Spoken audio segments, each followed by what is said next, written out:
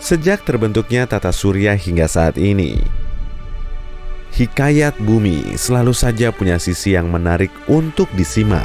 Mulai dari debu bintang sampai dunia yang dipenuhi kehidupan. Salah satu peristiwa menakjubkan yang telah terjadi di bumi kita, yaitu proses munculnya kehidupan.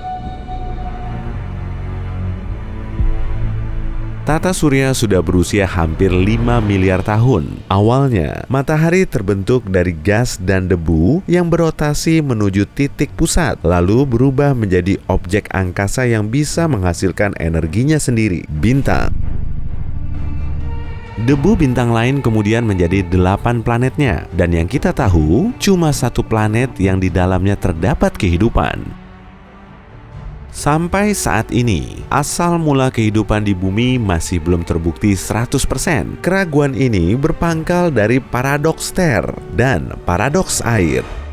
Paradoks Ter menyatakan unsur-unsur organik yang bergabung dengan energi matahari maupun panas bumi hanya cukup untuk membentuk aspal. Tapi, pasti ada unsur lain yang menjadi bahan penyusun molekul organik pertama.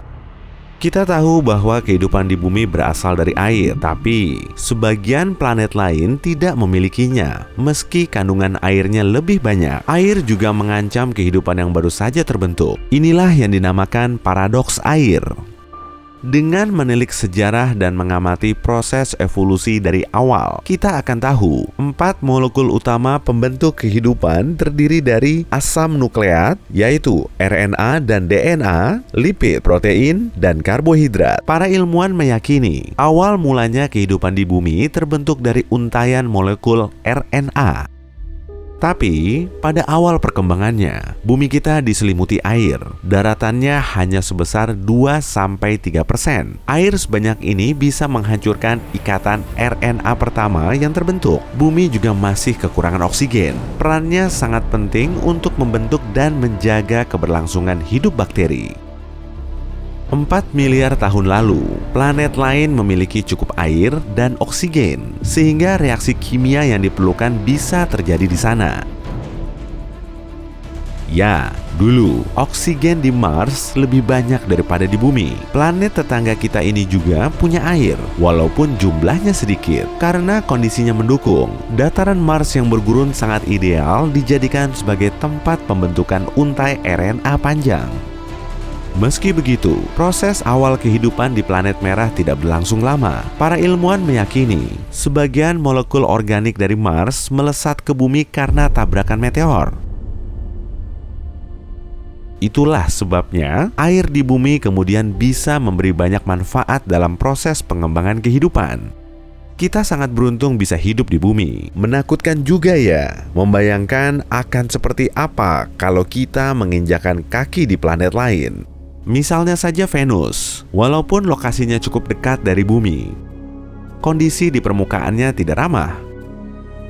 Planet terpanas di tata surya kita ternyata bukan Merkurius yang posisinya paling dekat dari matahari, tapi Venus. Suhu di permukaannya bisa mencapai 460 derajat Celcius. Suhu setinggi ini bisa melelehkan timah. Sementara tekanan udaranya 92 kali lipat dari bumi. Lalu, bagaimana dengan Merkurius? Jaraknya memang sangat dekat dengan matahari, tapi tidak punya atmosfer untuk menyimpan panas, sehingga perbedaan suhu antara siang dan malam hari sangat ekstrim. Pada saat siang, suhunya bisa mencapai 430 derajat Celcius, dan saat malam, minus 180 derajat Celcius. Kala rotasi Merkurius selama 58 hari, artinya siang hari di sana akan sangat terik dan malam harinya super dingin.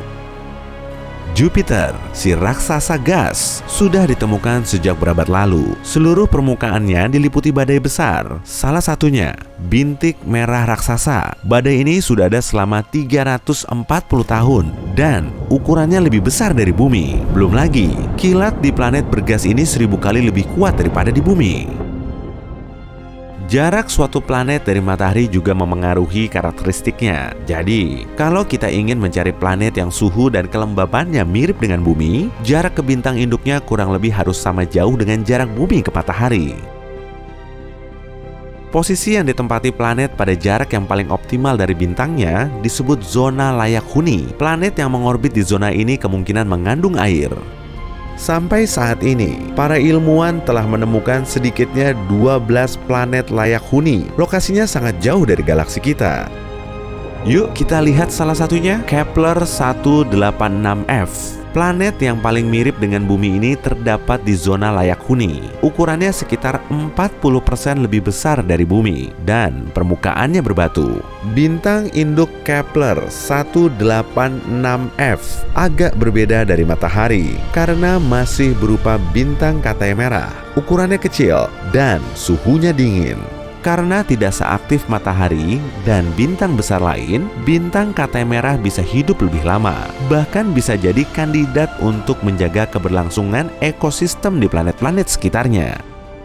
Sistem bintang Gliese 581 terdiri dari sekumpulan planet yang mengorbit bintang katai merah. Lokasinya ada di konstelasi Libra, sejauh 20 tahun cahaya dari tata surya kita. Salah satu planetnya, Gliese 581d, berada cukup dekat di zona layak huni. Atmosfer di planet ini menyebabkan efek rumah kaca yang menaikkan suhu di permukaannya agar bisa tersedia air. Karena masanya, Gliese 581d termasuk planet bumi super. Bobotnya sekitar 7 kali lebih berat dari bumi kita. Kemungkinan Gliese 581d juga diselimuti lautan yang sangat luas dan dalam. Tak ada yang tahu pasti makhluk apa saja yang mendiaminya.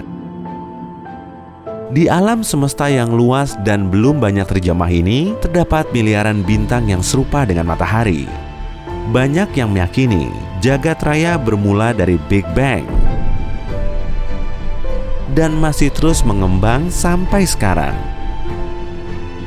Ada pula yang menganggap alam semesta kita tak ada batasnya, sudah ada sejak dulu, dan akan tetap begitu sampai kapanpun. Tapi yang jelas, ada banyak dunia yang mirip dengan bumi di luar sana. Suatu saat nanti, kita pasti bisa membuktikan kemungkinan adanya kehidupan di luar tata surya kita. Hey, jika kamu belajar hal baru hari ini, klik tombol suka di video ini, lalu bagikan pada teman-temanmu. Inilah beberapa video menarik lainnya yang bisa kamu tonton. Klik saja video di salah satu sisi layar. Dan ingat, tetaplah di sisi terang kehidupan.